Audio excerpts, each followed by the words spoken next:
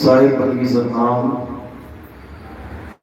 बोलिए परम पिता परमात्मा की, सतगुरुबंदी छोड़ कबीर साहिब की, सभी संतों की, सभी भक्तों की, सतगुरु मदनपति साहिब की, सतगुरु दुलमपति साहिब की, सतगुरु जवाहिरपति साहिब की, सतगुरु राम सेवक साहिब की, सतगुरु वैरागपति साहिब की, कलीनापुर धाम की, सभी संतों की, सत्संग कराने वालों की, इनकी माता पिता की, इस गांव नगर बस्ती की, आज के आनंद की, सकल उसको बंदगी साहेब बंदगी सतनाम सतनाम।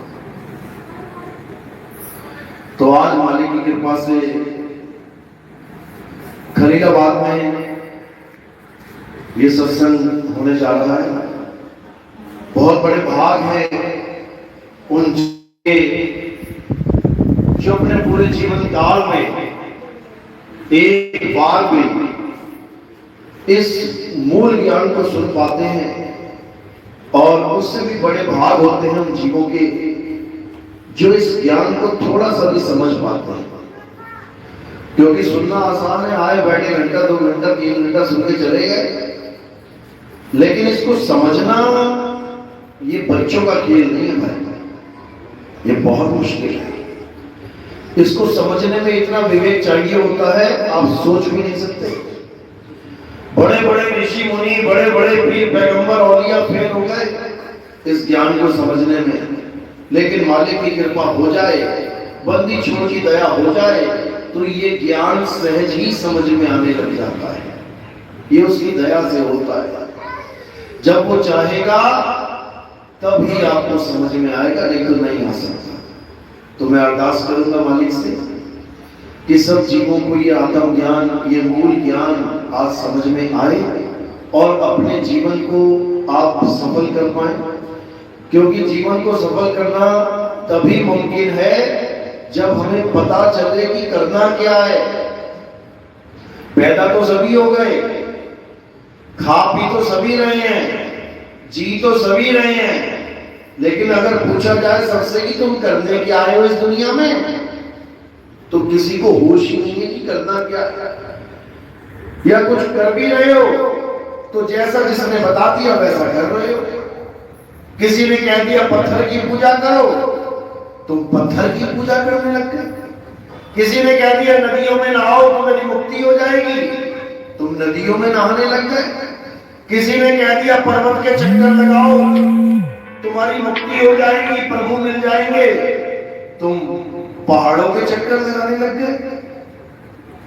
जैसा जिसने बोला तुम वही करने लग गए, बिना विवेक जगाए, बिना ये सोचे कि जो मैं कर रहा हूं इससे कुछ होने वाला है भी कि नहीं, ये सत्य है भी कि नहीं, कुछ नहीं सोचा, बस जैसा जिसने बोल दिया चल मेरे भाई अपना लिया। इसीलिए आज इस समाज में, आज इस देश में नाना प्रकार के धर्म पंथ, नाना प्रकार की पूजा पाठ, नाना प्रकार के हवन यज्ञ, नाना प्रकार के तीर्थ मूर्त, ये सब अस्तित्व में आ गए। कोई कुछ कह रहा है, कोई कुछ कह रहा है, कोई कह रहा है सुबह सुबह भक्ति करो, कोई कह रहा है शाम को भक्ति करो, कोई कह रहा है सुबह सुबह ये नाम जपो, कोई कह रहा रात में ये वाला नाम जपो, कोई कह रहा मंगलवार को ये पूजा करो, कोई कह रहा शनिवार को ये पूजा करो। अरे भाई जब परमात्मा एक है तो उसको पाने का रास्ता भी एक ही होगा। वो किसी के समझ में नहीं आ रहा, लेकिन अपनी अपनी दाल, अपनी अपनी खिचड़ी बनाने में लगे हुए सारे। तो आज हम वो जानेंगे जो सबके लिए एक है। जैसे सांस, जीने के लिए क्या ले रहे हो तुम? सांस हिंदू मुस्लिम सिख ईसाई एक सी ले रहा है कि अलग अलग? एक सी अलग अलग लेके दिखाए। प्यास लगती है क्या पीते हो?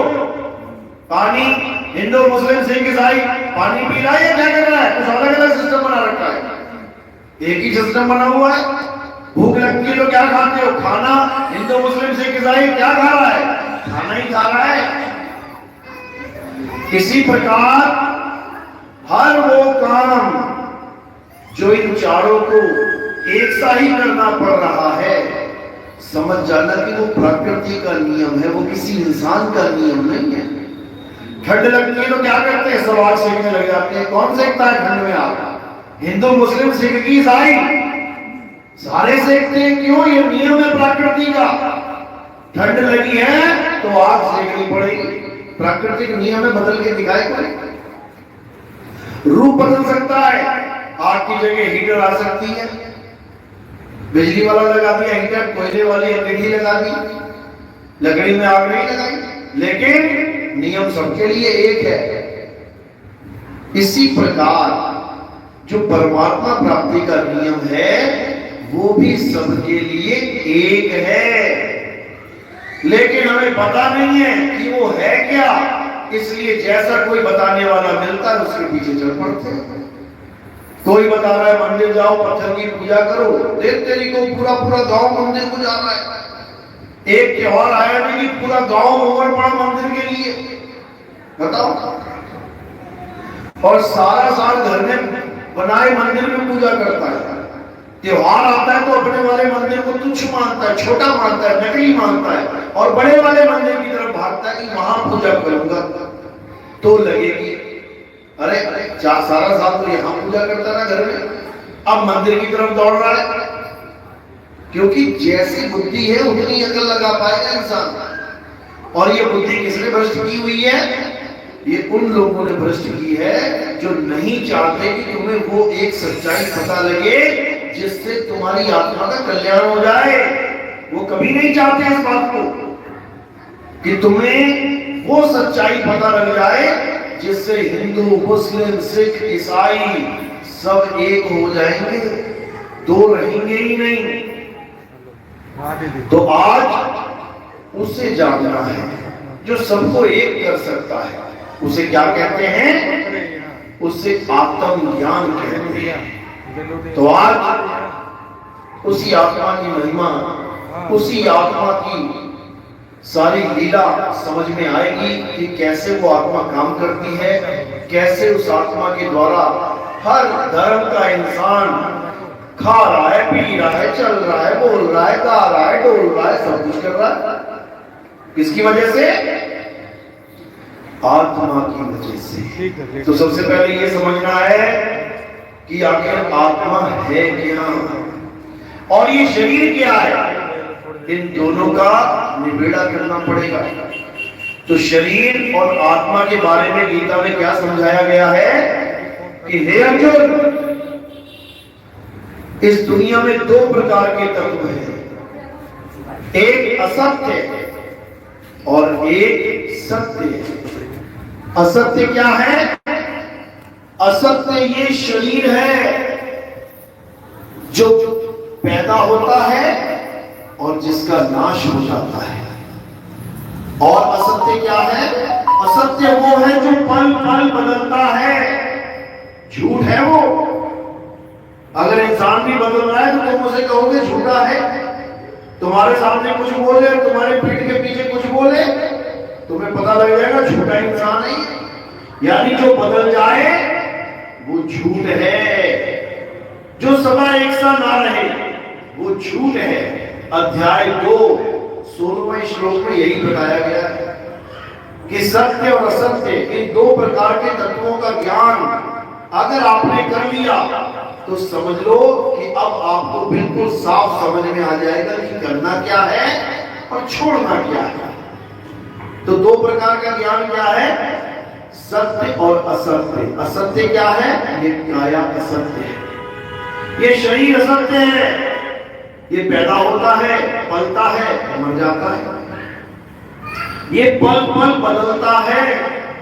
बचपन से लेके आज तक तुम्हें शीशा भी नहीं बता पाया कि तुम्हारा चेहरा बदल रहा है। तुम्हें लगता है कि रोज मैं वैसी शक्ल देखता हूं अपनी जैसी है, लेकिन जब आप देखोगे अपनी फोटो पुरानी, जैसे पैदा हुए तब की फोटो, उसके बाद 5 साल के बच्चे की फोटो, 10 साल के बच्चे की फोटो, 20 साल के बच्चे की फोटो, 30 साल के जवान की फोटो, 40 साल का, फिर 50 साल का बूढ़ा, 60 साल का बूढ़ा, तुम देखोगे सारी फोटो अलग अलग अलग अलग दिखाई देगी। यानी तुम्हारा शरीर इतनी बार बदल गया, लेकिन तुम्हें पता भी नहीं लगा। तुम्हें आज भी लगता है कि मैं शीशे के सामने वैसा ही हूं जैसा मैं रोज होता हूं।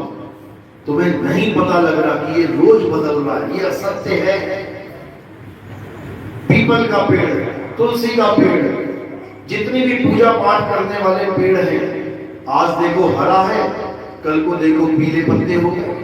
आज बसंत है, कल को देखो पतझड़ में एक पत्ता न दिखाई दे। आज तुलसी हरी भरी है, कल को देखो सूख जाएगी। जो चीज बदल रही है वो माया है। गीता का ज्ञान यही कहता है। अब देखो जानवरों की पूजा चल रही है, जानवर कह सकते हैं? जानवर तो इंसान से भी नीचे की योनियां हैं। सबसे ऊंची योनि कौन सी है? इंसान की। देवताओं से ऊपर है इंसान। लोगों को नहीं पता कि इंसान ऊंचा है या देवता। इंसान जन्म देवताओं से श्रेष्ठ है। कबीर साहब की वाणी आती है गुरु ग्रंथ साहब में, इस देही को सिमरे देव, सो देही कर हर की सेव। यानी देवी देवता भी इस शरीर के लिए तरसते हैं कि काश हमें ये इंसान जन्म मिल जाए, और हम देवी देवताओं के पीछे पड़े हुए हैं। गीता में देवी देवताओं की पूजा करने वालों को अल्प बुद्धि जीव बोला गया है। जिनकी छोटी बुद्धि होती है वो देवताओं की शरण में जाते हैं। द्वापर युग में कृष्ण जी ने देवताओं की पूजा पे बैन लगा दिया था कि कोई भी हमारा भगत देवी देवताओं की पूजा नहीं करेगा। उससे क्या हुआ? इंद्र नाराज हो गया, देवी देवता नाराज हो गए। आके क्या करने लगे? बारिश करने लगे, घनघोर, लोगों को डुबा के मारने लगे। तो कृष्ण जी ने क्या किया? क्या बोल दिया उनको कि तुम देवताओं की पूजा कर लो, नहीं तो मर जाओगे? कृष्ण जी ने पूरा पर्वत उठा लिया एक उंगली पे। पता है ना कौन सा, क्या नाम था उसका? गोवर्धन पर्वत। कृष्ण जी ने पर्वत उठा लिया देवताओं का विरोध करने के लिए, लेकिन एक बार भी ना था कि चलो तुम इनकी पूजा कर लो। बिल्कुल नहीं। द्वापर युग में खेल खत्म हो गया था पूजा पाठ का, लेकिन कलयुग आते ही दोबारा शुरू हो गया। किसने किया शुरू? किसने किया? कृष्ण जी मना करके गए तो किसने चालू करवा दिया? इस कली काल में, ये जो कली काल है ना, नाम सुना है कली काल? कभी नहीं सुना? रावण का नाम सुना है? रावण। कंस का नाम सुना है? रावण और कंस कली काल के चरणों की धूल का एक कण, उसका करोड़वां अरबवां हिस्सा है। वो रावण और वो कंस, पैरों की धूल का एक कण, उसका एक अरबवां हिस्सा कर दो। इकाई, ढाई, सैकड़ा, हजार, 10,000, करोड़, लाख, 10 करोड़, 100 करोड़, अरब, 10 अरब, अरबवां हिस्सा कर दो।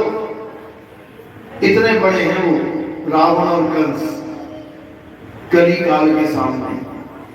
कली काल इस चारों युग का सबसे बड़ा राक्षस है, सबसे बड़ा। कंस और रावण को मारने के लिए तो राम और कृष्ण जी का अवतार हुआ। कली काल को मारने के लिए किसका अवतार होगा? 10वां अवतार कौन है? कल्कि अवतार। अब राम और कृष्ण जी की पूजा करने से बात नहीं बनेगी। अगर राम जी की पूजा करने से बात बन जाती तो त्रेता में जब राम जी चले गए तो अपन में कृष्ण जी को आने की जरूरत ही नहीं थी। कोई भी दिक्कत होती राम राम राम राम करके हो जाता काम, लेकिन नहीं हुआ तो क्या करना पड़ा? कृष्ण बन के आना पड़ा। अब कृष्ण जी भी चले गए, राम तो गए, कृष्ण जी भी चले गए। अब कलयुग आ गया। अब कलयुग में अगर राम और कृष्ण जी के नाम से काम चल जाता ना मेरे भाई, तो 300 साल और 200 साल, 500 साल की गुलामी ना झेलनी पड़ती हमें। 300 साल मुसलमान राज कर गए, मुगल, और 200 साल अंग्रेज राज कर गए। एक मंत्र ना चल पाया, हरे कृष्णा हरे राम हरे कृष्णा हरे राम। जो आज ये ढिंढोरा पीट रहे हैं कि ये मंत्र जप लो, बड़ी से बड़ी मुसीबत टल जाएगी, ना मुसलमान टल पाया उस वक्त मुगल, और ना ही अंग्रेज टल पाया। अब क्या टलेगा? कोई तुम्हारे पीछे कुत्ता पड़ जाए, तुम मार लेना मंत्र, कौन सा आता है तुम्हें, जप लेना तुम नाम हरे राम हरे कृष्णा हरे राम, छोड़ देगा तुम्हें वो, दांत गड़ा के ही मारेगा। तो मेरे भाई समझ लो बात, कोई भी गुजरा हुआ भगवान नहीं बचाएगा क्या? यही करते आए हो। कहीं पर भी कोई मुसीबत होती है, एकदम देखते हो कोई आदमी खड़ा है, अरे भैया बचा दो, अरे भैया बचा, वो भैया ही भगवान है उस वक्त तुम्हारा, समझ लो। और कोई भगवान आसमान से आने वाला नहीं है, समझ लो। पानी में डूब रहे हो, गंगा माता में डूब रहे हो, गंगा को माता मानते हो ना। अभी देखो कितने लोग गंगा में डूब गए। जैसे गंगा में डूबने लगे, अब गंगा माता से नहीं बोल रहे हैं कि मुझे बचा लो, बाहर खड़े आदमियों से बोल रहे हैं, भैया बचाए लो, अरे बचाए लो।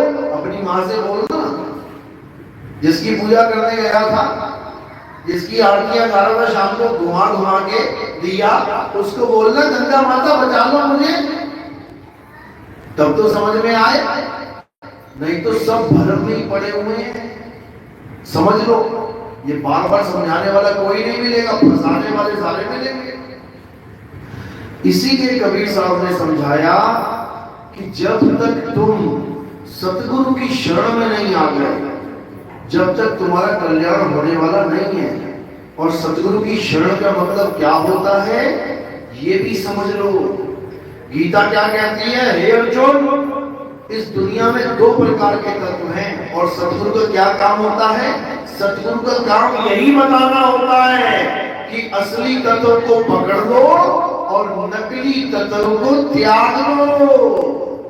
नकली तत्व मतलब ये शरीरों का ज्ञान, ये शरीरों की पूजा, ये 5 तत्वों की पूजा। कोई आग की पूजा कर रहा है, कोई पानी की पूजा कर रहा है, कोई वायुदेव को पूज रहा है, कोई धरती की पूजा कर रहा है। अरे जिसकी पूजा करती है वो जानो, किसकी पूजा करनी है? हे अर्जुन, इस दुनिया में केवल एक सत्य है, और वो क्या है? आत्मा ही सत्य है। आत्मा, नाम सुना है आत्मा का? सबने सुना है? अपनी अपनी आत्मा लेके आए हो? घर तो नहीं छोड़ गई किसी की? लेके आए ना? चेक करो जरा, हाथ लगा के देखो कहां रखी है तुम, वही है ना? या खिसक गई इधर उधर? तुम्हें ये भी नहीं पता मैं हाथ कहां लगाऊं आत्मा को चेक करने के लिए। अभी बोले ना अंगूठी है, तो चेक करने के लिए कहां हाथ लगाओगे? उंगली में। हाँ है। अभी कोई कहे पायल है क्या? कहां हाथ लगाओगी? पैर में। अभी कोई कहे बिछिया है ना, तो कहां लगाओगी? उंगलियों में, पैरों में। अभी कोई कहे मंगलसूत्र है ना, तो कहां हाथ लगाओगे? गले में। आत्मा है, हाथ लगाओ जरा, कैसे पता लगे कहां है? इसी को कहते हैं अज्ञान। यानी वस्तु तुम्हारी है, तुम्हारे ही पास है। आत्मा 24 घंटे तुम्हारे पास है, लेकिन तुम्हें पता ही नहीं आत्मा होती क्या है, होती कैसी है, होती कहां है। इसी को अज्ञान कहते हैं। तो कबीर साहब यही समझा रहे हैं कि ये अज्ञान कब खत्म होगा? जब तुम्हारे जीवन में सतगुरु आएगा। सतगुरु क्या करेगा? तुम्हारी ही वस्तु तुम्हें बता देगा कहां पड़ी है। साहिब समझा रहे हैं, अरे वस्तु कहीं और ढूंढे कहीं, कैसे लागे हाथ और गुप्त वस्तु तब मिले जब भेदी लीजे साथ। भेदी लीना साथ में और दीनी वस्तु लखाए, कोटि जन्म का पंथ था पल में पहुंचा जा। कह रहे हैं अगर तुम्हारे जीवन में गुरु आ गया, सतगुरु आ गया, उसके बाद वो तुम्हें तुम्हारी वस्तु का लखाव कराएगा। कि कहां है तुम्हारी आत्मा, कैसे काम कर रही है तुम्हारी आत्मा, कैसे तुम्हारी काया को हिला रही है, डुला रही है, चला रही है, सब कुछ कर रही हो। किसकी वजह से? आत्मा की वजह से। ये सारी आरतियां, जय हनुमान ज्ञान गुण सागर, जय ओम ओम नमः शिवाय, ओम नमः शिव, ओम जय जगदीश हरे, और जितने मर्जी लगा लो, जय अम्बे गौरी, किसकी वजह से निकल रहा है मुंह से? किसकी वजह से मुंह से निकल रहा है? आत्मा की वजह से। अल्लाह अकबर, अल्लाह अकबर, वाहिगुरु वाहिगुरु, गॉड यहोवा, किसकी वजह से? आत्मा की वजह से। ये सारी मंदिरों में पूजा पाठ किसकी वजह से? आत्मा की वजह से। सब कुछ आत्मा की वजह से हो रहा है, लेकिन आत्मा को ही नहीं जानते। जबकि गीता में कृष्ण जी ने समझा के हर चीज बता रखी है। नैनम छिद्यन्ति शस्त्राणि, नैनम दहति पावका, न चैनम क्रोधं तापे, न शोषति मारुता। हे अर्जुन, इस आत्मा को ना तो कोई शस्त्र काट सकता है, ना अग्नि जला सकती है, ना वायु सुखा सकती है, ना जल भिगो सकता है। इस आत्मा का कोई कुछ नहीं बिगाड़ सकता। सुनते आ रहे हैं बचपन से, लेकिन कोई बताने वाला ही नहीं मिल रहा कि आत्मा होती क्या है। पत्थर पुजाने वाले सारे मिल रहे हैं, इसकी पूजा कर ले, उसकी पूजा कर ले, उसकी पूजा कर ले। जिस आत्मा की वजह से उस पत्थर को तराश तराश के भगवान का रूप दिया गया, उस आत्मा को नहीं जानता। जिस आत्मा की वजह से एक एक ईंट रख के मंदिर बना दिया, मस्जिद बना दिया, गुरुद्वारे चर्च बना दिए, इसकी वजह से, आत्मा की वजह से, उस आत्मा को नहीं जानता। जिस आत्मा की वजह से सारे अक्षर लिखे जा रहे हैं, हिंदी के, पंजाबी के, उर्दू के, फारसी के, सारे ग्रंथ इसी आत्मा की वजह से लिखे जा रहे हैं। आत्मा को जानता नहीं, ग्रंथों को पकड़ के बैठा है। आत्मा को जान नहीं रहा, अक्षरों को पकड़ के बैठा है। इसीलिए कबीर साहब ने बोला, अरे पोथी पढ़ पढ़ जग मुआ, और भयो ना पंडित कोए, एक है आखर पीव का, पढ़े सो पंडित होए। कहते हैं बस एक अक्षर पीव यानी परमात्मा का। ये इतने सारे अक्षर पढ़ने की जरूरत नहीं है जो तुमने बना डाले हैं। का खा गा धा झा छा टा धा धा आ आ ई ई, ये सारे अक्षर बना के सारे नाम इसी में से निकाल लिए तुमने। राम, श्याम, हनुमान, सारे 52 अक्षरों में से आ रहे हैं। अल्लाह, वाहिगुरु, सारे उसी में से आ रहे हैं। यानी एक भगवान को पाने के लिए इतने सारे अक्षर जपने लग गए, लेकिन एक अक्षर परमात्मा का जिसको हम आत्मदेव कहते हैं, वो नहीं जान पाए। अगर वो जान लेते तो सारी कहानी सॉल्व हो जाती। लेकिन दुख के साथ कहना पड़ रहा है कि केवल अक्षर चट्टू बन गए हम। बस आरती याद कर ली, रट ली, उसी को पूजा मान लिया।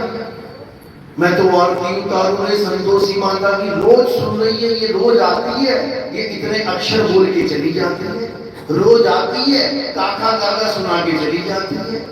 बताओ, ये हमें लग रहा है कि ये आरतियां उसको सुनाई दे रही हैं, उसको कुछ सुनाई नहीं दे रहा। समझ लो, पत्थर को क्या सुनाई देगा? बोल के देख लेना, लड्डू रख देना सामने, बोलना भगवान जी लड्डू खा लो, खा लेगा क्या? अरे तुम मुंह में भी लगा दोगी ना, तब भी नहीं खा पाएगा। कौन खाएगा? चींटी आएगी और तोड़ तोड़ के ले जाएगी लड्डू, उसके मुंह में से निकाल के। बताओ, इसको भगवान मान लिया तुमने। राम जी, कृष्ण जी, हनुमान जी को तुमने पत्थर को भगवान मान लिया। राम जी ना तो पत्थर के थे, ना श्याम जी पत्थर के थे, ना हनुमान जी पत्थर के थे। तुमने कैसे बना लिया पत्थर को? राम जी तो वो थे जिन्होंने पत्थर की अहिल्या को पैर लगाया, वो पत्थर से इंसान हो गए। यानी भगवान वो है जो पत्थर से इंसान बना दे। और इंसान वो है जो पकड़ के भगवान को ही पत्थर बना दे। देखो गांव गांव में पत्थर बना दिए भगवान को। राम जी भी सोच रहे होंगे भगवान मुझे पत्थर बना के पूज रहे हैं लोग, जबकि मैं पत्थर छोड़ शरीर भी नहीं हूं। कृष्ण जी यही समझा रहे हैं, हे अर्जुन मैं शरीर नहीं हूं। जो तुझे ये शरीर दिखाई दे रहा है ये मेरी माया है। मैं माया के पीछे छुपा रहता हूं। मेरे भगत मुझे जान सकते हैं कि मैं क्या हूं। जो तत्व ज्ञान में आ गया वो जान सकता है मैं क्या हूं। ये अज्ञानी जीव मुझे नहीं जान सकते। ये मुझे एक आदमी मान के पूछते रहेंगे, ये मुझे शरीर मान के पूछते रहेंगे, ये मुझे हाड मांस मान के पूछते रहेंगे, लेकिन मैं शरीर नहीं हूं। मैं कौन हूं? मैं अजन्मा हूं, मैं नित्य हूं, मैं सत्य सनातन हूं, यानी मैं आत्मा हूं। मुझे मारने में कोई सक्षम नहीं है। इस दुनिया में ऐसा कोई अस्त्र शस्त्र नहीं है अर्जुन जो मुझे मार सके। क्यों? क्योंकि मैं इंसान भी नहीं हूं, मैं शरीर नहीं हूं। जबकि कृष्ण जी की मृत्यु कैसे हुई थी? उनके पैर में तीर मार दिया था, तो तीर तो लग गया। वो कहते हैं मुझे कोई अस्त्र शस्त्र छू भी नहीं सकता, तीर तो पैर में लग गया, मृत्यु हो गई, फिर तो झूठ हो गई ये बात। नहीं झूठ हुई। क्यों? क्योंकि कृष्ण जी को तीर नहीं लगा। तीर किसको लगा? कृष्ण जी के शरीर को। जैसे मैं और मेरी कार, किसी ने गोलियां मारी, मुझे एक भी नहीं लगी, मेरी कार को हजारों गोलियां लग गई। कार का धमाका हो गया, मुझे मेरा धमाका नहीं हुआ। यानी मैं आत्मा हूं, मुझे कोई तीर नहीं छू सकता। तीर किसको लगा? इस शरीर को, जिसको ये आत्मा चला रही थी। समझ लो, इस पंखे को कौन चला रहा है? करंट। तुम लाठी मारोगे पंखे के तो क्या करंट को मार पाओगे? करंट के लाठियां लग जाएंगी। करंट तो 2 मिनट में चला जाएगा, तुम पकड़ भी ना पाओगे, तार हाथ में रह जाएगी, करंट निकल जाएगा बीच में से। रोक के दिखा देना। तुम करंट को कुछ नहीं कर सकते, जितनी मर्जी लाठियां मारते रहना। तार में करंट आ रहा है तो मारो लाठियां। किसको लग रही है? तार को लग रही है, करंट को एक लाठी नहीं लगी, मार के देख। पंखा टूट जाएगा लेकिन करंट को कुछ नहीं होने वाला। इसी प्रकार जो करंट को पंखा मान बैठे हैं, जो आत्मा को शरीर मान बैठे हैं, वो कभी नहीं समझ सकते कि आत्म तत्व होता क्या है। वो कभी नहीं समझ सकते कृष्ण जी का असली स्वरूप क्या है। वो कभी नहीं समझ सकते कि तुम्हारे बाप का असली स्वरूप क्या है। तुम ये शरीर देखते रह जाओगे सारी उम्र। तुम शरीर को ही मां, शरीर को ही बाप मानते रह जाओगे सारी उम्र। तुम शरीर को ही गुरु जी मानते रह जाओगे सारी उम्र, जबकि शरीर गुरु नहीं है। गुरु आत्मा है। वो आत्मा है जो तुम्हें ज्ञान समझा रहा है।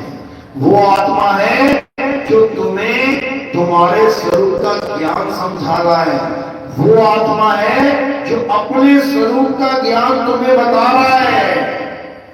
वो है गुरु। ये काया गुरु नहीं है। काया ना तो गुरु है, ना राम कृष्ण हनुमान है, ना ही तुम्हारे माँ बाप और भाई बहन है। ये काया क्या है? ये 5 तत्व हैं। किससे बनी है काया? 5 तत्वों से। सबसे ऊपर आसमान, उससे नीचे वायु, उससे नीचे अग्नि, उससे नीचे धरती, उससे नीचे जल। इन्हीं 5 तत्वों से 5 तत्व की काया बनी है। अब इन 5 तत्वों की काया को समेट के कौन रखा है? आत्मा। आत्मा है तो काया पांचों तत्वों की इकट्ठी है, और आत्मा ने शरीर छोड़ दिया तो सारे तत्व अपने अपने तत्वों में लीन हो जाएंगे।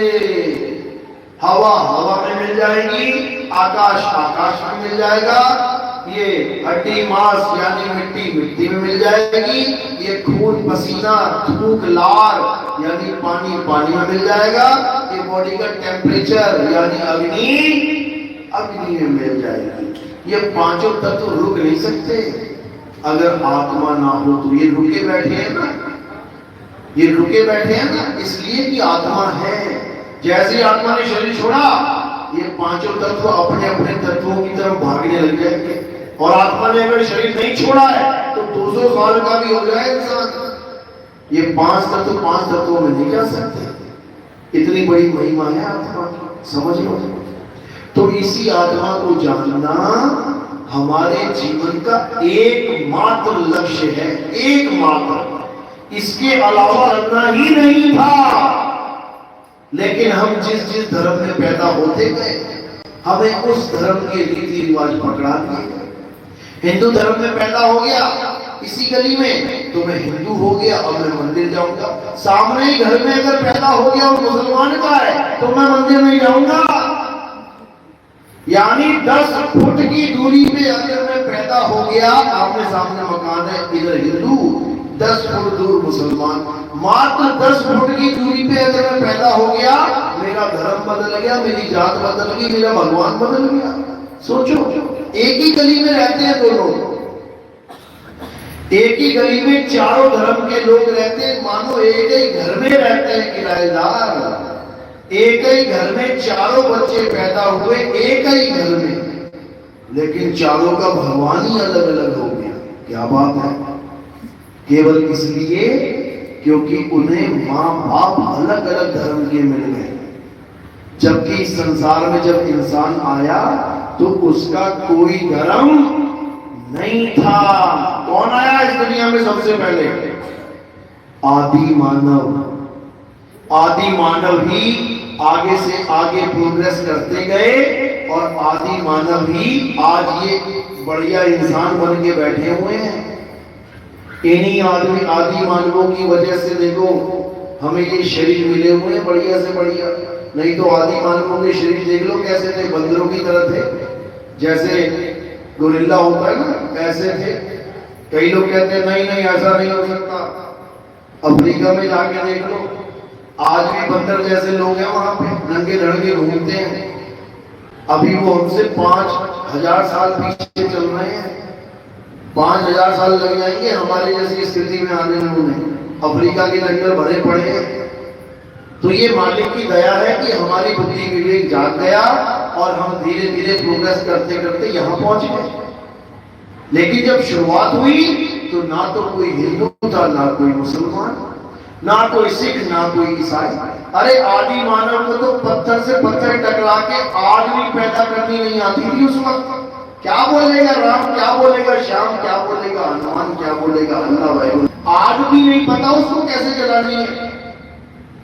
वो तो मालिक की दया हुई, पत्थर से पत्थर टकराते ही आग प्रकट हो गई। अच्छी बात है, अच्छी बात है, तरक्की हो गई। धीरे धीरे धीरे धीरे और तरक्की होने लगी। उसके बाद क्या हुआ? उसी आदि मानव ने अक्षरों की खोज करी। जो हिंदुस्तान में आदि मानव थे उन्होंने कौन से भाषा खोज लिए? संस्कृत भाषा, हिंदी भाषा। कितने अक्षर खोजे? 52 अक्षर। जो इंग्लैंड के आदि मानव थे, अमेरिका के आदि मानव थे, उन्होंने कितने अक्षर खोजे? 26 अक्षर, ABCDEFGH। जो अरब के आदि मानव थे उन्होंने अरबी के अक्षर खोज लिए। जो जापान के आदि मानव थे उन्होंने जापानी अक्षर खोज लिए। जो तमिलनाडु में आदि मानव थे उन्होंने तमिल भाषा के अक्षर खोज लिए। जो मलयालम भाषा के आदि मानव उन्होंने मलयालम भाषा के खोज लिए। जो गुजरात में आदि मानव थे उन्होंने गुजराती के खोज लिए। अलग अलग देशों में आदि मानवों ने अलग अलग भाषा का विस्तार कर दिया। अब क्या हुआ?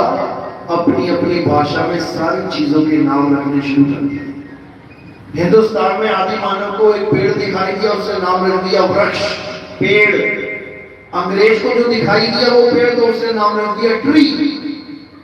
हिंदुस्तानी आदि मानव ने आसमान की तरफ देखा, क्या नाम रख दिया? सूरज, चांद, सितारे। अंग्रेज आदि मानव ने ऊपर देखा, क्या नाम रख दिया? सन, मून एंड स्टार्स। आदि मानव भारत में था, उसको हवा लगी, उसमें क्या नाम रख दिया? हवा, वायु। अंग्रेज आदि मानव ने क्या नाम रख दिया? एयर। इधर आग प्रकट हुई, आदि मानव ने नाम रख दिया भारत में अग्नि। वही आग अमेरिका में प्रकट हुई, क्या नाम रख दिया? फायर। अलग अलग भाषाओं में अलग अलग वस्तुओं के अलग अलग नाम रखने शुरू कर दिए। इतना तो समझ में आता है, अच्छी बात है। दिक्कत कहां हो गई? जब भगवान के नाम रखने शुरू कर दिए, जब अल्लाह का नाम रख दिया, जब गॉड, उसने उस ताकत का नाम रख दिया आत्मा। अंग्रेजों के यहां जब उन्होंने देखा बोलता बोलता आदमी गिर गया, मर गया, उन्होंने क्या रख दिया उस ताकत का नाम जो उसको बुलवा रही थी? Soul, spirit. आज भी वो लोग होली स्पिरिट की पूजा करते हैं। होली स्पिरिट यानी पवित्र आत्मा। आत्मा की पुजारी है वो लोग, और हम पत्थर के पुजारी बने बैठे हैं। यही चीज जब मुसलमानों ने देखी तो उन्होंने क्या नाम रख दिया उसका? अल्लाह, रूह। और जब सिखों ने ये देखा उसका नाम क्या रख दिया? अकाल, यानी वो मरता नहीं है कभी। अकाल पुरख, आत्म देव। उसी आत्म देव, उसी अल्लाह, उसी वाहिगुरु, उसी गॉड को गीता में क्या बोला गया? आत्मा। हे अर्जुन, आत्मा ही सत्य है, आत्मा ही पुरातन है, ये आत्मा ही सत्य सनातन है। और जो गुरु होता है वो हमें इसी आत्मा का ज्ञान देता है। ये आत्म ज्ञान चाहिए हमें। तो अध्याय 3 17वां श्लोक क्या कहता है? हे अर्जुन, जो अपनी आत्मा में रमण करते हैं, जो अपनी आत्मा में तृप्त हैं, जो अपनी आत्मा में संतुष्ट हैं, उनके लिए और कोई धार्मिक कर्म कर्तव्य लागू ही नहीं होता, लागू ही नहीं होता। तुम फॉर्म भरने जाते हो, कोई वहां सब लिखा होता है, नाम, पता, उम्र, पिता का नाम, माँ का नाम, उसके बाद नीचे आता है बीवी का नाम, बच्चों का नाम, और साथ में लिखा होता है अगर शादीशुदा है तो। अब वो फॉर्म कौन भरेगा? जो शादीशुदा है, और जिसकी शादी ना हुई वो क्या भरेगा उसमें? उसके फॉर्म, वो कॉलम लागू ही नहीं होता। वहां लिखा होगा नॉट एप्लीकेबल, यानी तुम्हारे लिए नहीं है ये, समझो। तो ये पूजा पाठ, हवन, यज्ञ, ये जंतर मंतर, ये नदियों में स्नान, ये पर्वतों के चक्कर लगा रहे हैं वृंदावन वाले सारे बाबा, 84 कोस की यात्रा कर रहे हैं। अरे 84 कोस की यात्रा छोड़, 84 जन्म की यात्रा करके आया है तू, उसका निबेड़ा कर, कैसे कटेगी 84? तो कह रहे हैं ये सारा पूजा पाठ, हवन, यज्ञ ये सब करता है जो अज्ञानी जीव है, मोटी बुद्धि है, अल्प बुद्धि है, समझो। और जो आत्मज्ञानी है उसके लिए नॉट एप्लीकेबल, उसे मंदिर जाने की जरूरत नहीं, उसे पूजा पाठ करने की जरूरत नहीं, उसे किसी मस्जिद में जाके नमाज पढ़ने की जरूरत नहीं, उसे किसी गुरुद्वारे में जाके कोई पानी गाने की जरूरत नहीं, उसे किसी चर्च में जाके करने की जरूरत नहीं। वो हर कर्म से निवृत्त हो जाएगा, और जो निवृत्त हो जाएगा वही असली भगत है। गीता यही समझा रही है। कहां लिखा है ये? अध्याय 3 में। अध्याय 3 का 14, 15, 16, 17 ये चारों श्लोक पढ़ देना, यही लिखा है उसमें। कि पहले तो लिखा है कि देवी देवताओं की पूजा करो, हवन यज्ञ करो, ये करो, वो करो, सब लिखा है। उसके बाद क्या लिखा है, किंतु जो अपनी आत्मा में रमण करते हैं, जो अपनी आत्मा में तृप्त हैं, जो अपनी आत्मा में संतुष्ट हैं, उनके लिए ये लागू नहीं होता। ये पूजा पाठ हवन ये कि नहीं चाहिए, हटाओ इसको। किसके लिए? जो आत्मा का ज्ञान प्राप्त करते हैं। और हे अर्जुन, मुझे सबसे अति प्रिय कौन से भगत हैं? जो मुझे आत्मा करके जानते हैं, जो मुझे शरीर करके मानते हैं। वो कोई प्यारे भगत नहीं है मेरे, वो तो अज्ञानी भगत है। क्योंकि जो शरीर करके मानते हैं वो ये करके भी जानेंगे कि मेरे पैर में तीर लग गया था और मेरी मृत्यु हो गई थी। वो ये भी मानेंगे। क्यों? क्योंकि वो मुझे शरीर मानते हैं। अब शरीर की मृत्यु तीर लग के हुई है तो ये भी मानना पड़ेगा कि कृष्ण जी को मारने वाला कौन था? त्रेता युग का बाली ने मारा कृष्ण जी को। कृष्ण जी की हत्या बाली ने की है, तो फिर भगवान की यही भी मानना पड़ेगा। मोटी बुद्धि है मान लेगा, मोटी बुद्धि है मान लेगा, हाँ भगवान के तीर मारा था, भगवान मर गए थे। लेकिन जो ज्ञानी पुरुष हैं वो कभी मान ही नहीं सकते कि क्या कृष्ण जी को भी तीर लग सकता है, क्या कृष्ण जी भी मर सकते हैं। जो हमें समझा रहे हैं कि हे अर्जुन, तू शरीर नहीं, तू आत्मा है, तेरा कभी नाश नहीं होगा। और केवल तू नहीं, ये जितने राजा महाराजा दिखाई दे रहे हैं ये सभी आत्मा हैं। इनमें से एक को भी शरीर मत मान लेना। शरीर तो मिट्टी है, मिट्टी में मिल जाएगी, लेकिन इस मिट्टी को चलाने वाला वो आत्मा अजन्मा है, नित्य है, शाश्वत है, पुरातन है, वही सत्य सनातन है। तो यही आत्मा का ज्ञान प्राप्त करने के लिए गीता में अध्याय 4 34वां श्लोक बताया गया। क्या बोलते हैं? हे अर्जुन, अगर तुम सत्य को प्राप्त करना चाहते हो, अगर तुम अपना जीवन सफल करना चाहते हो, तो क्या करना है?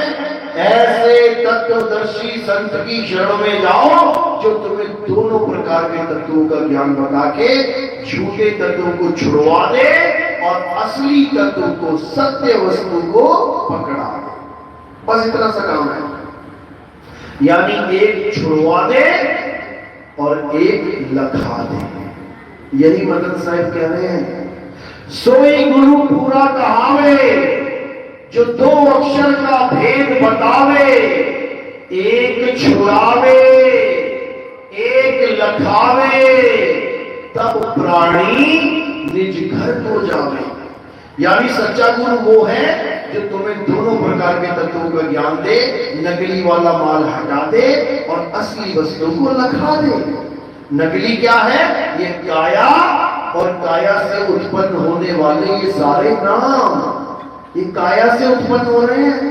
राम, अल्लाह, वाहेगुरु, गॉड, इसकी वजह से, जीव की वजह से, होठ की वजह से, कंठ की वजह से। अब जीव काट दिए, अगर अब बोल के दिखा कौन से भगवान का नाम लेना चाहता है? इसी में कहानी खत्म हो जाएगी, सारा जन्म बीत जाएगा, एक भगवान का नाम ना ले पाएगा। जो आज लोग कहते हैं भगवान का नाम लोगे तो तुम्हारी मुक्ति होगी, अरे ये जीव वालों का काम है। गूंगा क्या लेगा? कौन से भगवान का नाम लेगा? किसी भगवान का नाम नहीं लेना है। किसको जानना है? अपनी आत्मा को जानना है, जिस आत्मा की वजह से जीव फड़फड़ फड़फड़ फड़फड़ बोल रही है। ये जीव बोल रही है, तरह तरह के अक्षर निकाल रही है आत्मा की वजह से। जैसे ही आत्मा निकल गई ये जीव फड़फड़ाना बंद हो जाएगी, एक नाम ना निकलेगा मुंह से। तो इसीलिए आत्मा को जानो। हे अर्जुन, जो अपनी आत्मा को जान लेते हैं, जो आत्मा को पहचान लेते हैं, वो कभी इस भवसागर में वापस नहीं आते। उनका जन्म मरण का रोग सदा सदा के लिए खत्म हो जाता है और वो हमेशा हमेशा के लिए मुक्त हो जाते हैं। वो सदा सदा के लिए बंधन से मुक्त हो जाते हैं, उनका जन्म सफल हो जाता है। यही समझना है, क्योंकि सारी पूजा पाठ हम क्यों कर रहे हैं? ताकि हमारा मोक्ष हो सके, हमें मुक्ति मिल सके। लेकिन लोगों को तो ये भी नहीं पता कि मुक्ति होती क्या है। किसी को पूछो तुझे मुक्ति चाहिए कि तू वापस बार बार दुनिया में आना चाहता है, क्या बोलेगा? अरे भैया मैं तो बार बार आना चाहता हूं। अब उसको पूछो तू जाना चाहता है, तू शरीर छोड़ के जाना चाहता है? क्या ना वो मरना नहीं चाहता। अरे मरेगा नहीं तो आएगा कैसे वापस? अगर तू वापस आना चाहता है इसका मतलब मरना पड़ेगा, और मरना तू चाहता नहीं तो कैसे आएगा? या तो मरने के लिए तैयार रहे तब तो आएगा ना। तो ऐसी रीत चली हुई है दुनिया में। लोग अज्ञानी हैं इस वक्त, उनको पता ही नहीं है जीवन मिला क्यों है। गा रहे हैं बड़े भाग मानुष तन पावा। अब पूछो भाग तो मिल गए, मानुष तन मिल गए, सफल कैसे करें? वो भी तो बता दे। उसके लिए कोई जवाब नहीं। राम राम राम रटन, राधे राधे रटन, अल्लाह अल्लाह कर लो, वाहेगुरु वाहेगुरु कर लो, आत्मा आत्मा कर लो, ये कोई नहीं बोल रहा। लेकिन आज हमारे सत्संग सुन सुन के हर जगह तुम्हें आत्मा आत्मा आत्मा ही सुनाई देगा। बस थोड़े दिन की बात और है, उसके बाद ये सारे पत्थर पूजने वाले, ये सारे राधे राधे जपने वाले, ये सारे राम राम करने वाले थोड़े दिनों बाद आत्मा आत्मा करते नजर आएंगे। समय आने वाला है और आके रहेगा, इसमें कोई शक नहीं। तो मालिक की कृपा जब होती है तब हमें आत्म ज्ञान प्राप्त होता है। कबीर साहब समझा रहे हैं, जल में नींद प्यासी, मोहे देखत आवे हांसी, आत्म ज्ञान बिना नर भटके, कभी काबा कभी कासा। जिसको अपनी आत्मा का ज्ञान नहीं है वो भटक रहा है। मुसलमान काबा में भटक रहा है, हिंदू काशी में भटक रहा है, सिख कहां भटक रहा है? अमृतसर में भटक रहा है, जैन कहां भटक रहा है? जैन मंदिर में भटक रहा है, बुद्धिस्ट कहां भटक रहा है? बुद्ध के मंदिरों में भटक रहा है। चाहिए क्या? आत्मा। और ढूंढ क्या रहा है? परमात्मा। परमात्मा को ढूंढता फिर रहा है, जबकि परमात्मा कहां है? तेरी आत्मा में छुपा है। पहले आत्मा को जानो तब मिलेगा परमात्मा। पहले दूध को ढूंढो, दूध में मिलेगा घी। लेकिन नहीं समझ में आ रहा है, दूध को तो किनारे फेंकता जा रहा है और घी को ढूंढता जा रहा है। कहां है घी, कहां है घी? अरे तेरे दूध में ही घी है, तेरी आत्मा में ही परमात्मा है। अपनी आत्मा को ढूंढ। कबीर साहब समझा रहे हैं, जब लग ना चीनोगे आत्म, तब लग ना मिली है परमात्म। आत्म चीने परमात्म चीने, संत कहावै सोए, और यह भेद काया से न्यारा, बूझे बिरला कोई। ऐसे नहीं मिलेगा परमात्मा। कैसे मिलेगा? जब अपनी आत्मा में ढूंढोगे। गन्ना पड़ा है तुम्हारे पास बिल्कुल, लेकिन उसको पेरना नहीं आता, पड़ा हुआ गन्ने की तरह। रस चाहिए, पता ही नहीं है इसी गन्ने में है, लेकिन जब मशीन में डालोगे उसी गन्ने में से रस निकल आएगा। इसी प्रकार बता रहे हैं कि ज्यों तिल माही तेल है और जीव चकमक में आग, तेरा साईं तुझ में है, जाग सके तो जाग। कि तेरा साईं तुझ में है, तू कहां ढूंढ रहा है? खुद ही मंदिर बना रहा है, पैसे इकट्ठे कर रहा है, दान चंदा इकट्ठा कर रहा है, खुद ही मूर्ति लेके आ रहा है, खुद ही स्थापित कर रहा है, फिर कह रहा भगवान मंदिर में रहते। अरे तू लेके आया उसको मंदिर में, तेरी वजह से आया भगवान मंदिर में। नहीं तो किसी मूर्तिकार के घर में पड़ा हुआ था टेढ़ा मेढ़ा, वहां उसने रखा हुआ था लेटा के, तू उसको उठा के लेके आगे तुमने खड़ा कर दिया वहां पर। क्या तुम इतने बड़े हो कि तुम भगवान को उठा के लेके स्थापित कर दोगे? इतना भी नहीं समझ रहा ये इंसान और अपना जीवन गंवाता जा रहा है। लेकिन अब ऐसा विवेक जगेगा, अब ऐसा विवेक जगेगा कि अज्ञान धराशायी होगा, अज्ञान अब खत्म होगा और ज्ञान की लहर में कहत कबीर सुनो। सत्संग हजारों के हिसाब से सामने आ जाएंगे, बस देखते जाओ। बोलिए, आरती का समय है, आरती किसकी होती है समझ लो। हमारे यहाँ किसी भी जड़ वस्तु की आरती नहीं होती। हमारे यहाँ किसकी पूजा होती है?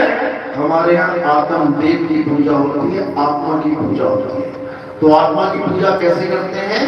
थोड़े से फूल उठाते हैं आप, और थाली होगी यहाँ पे, थोड़े से फूल उठा के कहाँ रखते हैं? मेरे सिर के ऊपर रखते हैं। सिर के ऊपर क्यों रखे गए?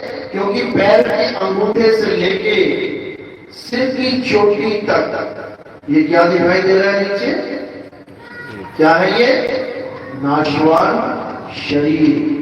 ये असत्य है, ये असत्य है।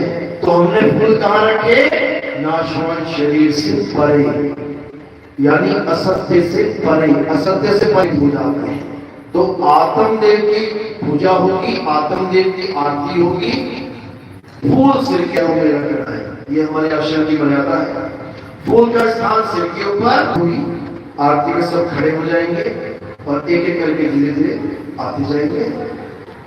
साहिब बंदगी सतनाम बोलिए, सतगुरु बंदी छोड़ सतगुरु सत्य कभी साहिब की सदाई सतनाम साहिब।